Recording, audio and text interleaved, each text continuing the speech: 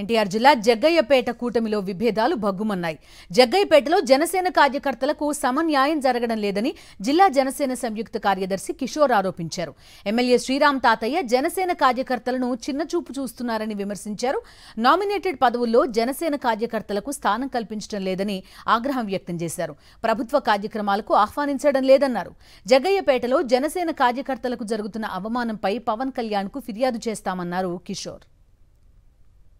100 మందిలో ఉంటే ఒక మనిషికి పనిచేసి కార్యకర్తలందరికీ న్యాయం చేస్తాను అంటే సరిపోదు. అది తప్పకుండా మాలాంటి కార్యకర్తలు ఎవరైతే కష్టపడి పనిచేశారో ప్రతి ఒక్కరికి తగిన సమన్వయం జరిగితే కానీ మేము డెవలప్మెంట్ అనేది కింద స్థాయి నుంచి గ్రామ స్థాయి నుంచి డెవలప్మెంట్ చేసుకోవడానికి మాకు ఒక అవకాశం ఉంటుంది.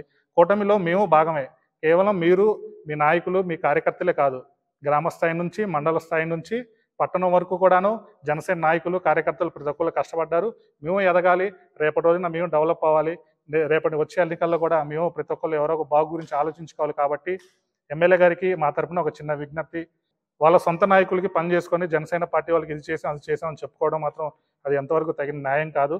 ఇప్పటికైనా మా బాధను అర్థం చేసుకొని ప్రతి ఒక్కరికి, కష్టపడ్డ ప్రతి ఒక్క జన సైనికుడికి, వీర మహిళలకి తప్పనిసరిగా న్యాయం జరగాలని చెప్పి కోరుకుంటున్నాము.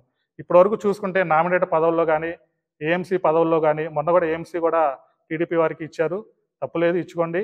ఏఎంసీ డైరెక్టర్లో కానీ, వైస్ చైర్మన్లో కానీ తప్పకుండా జనసేన పార్టీకి వైస్ చైర్మన్ పదవి మాకు కావాలని చెప్పేసి ఖరాఖండిగా ఈ ప్రెస్ మీట్ ద్వారా చెప్తున్నాం.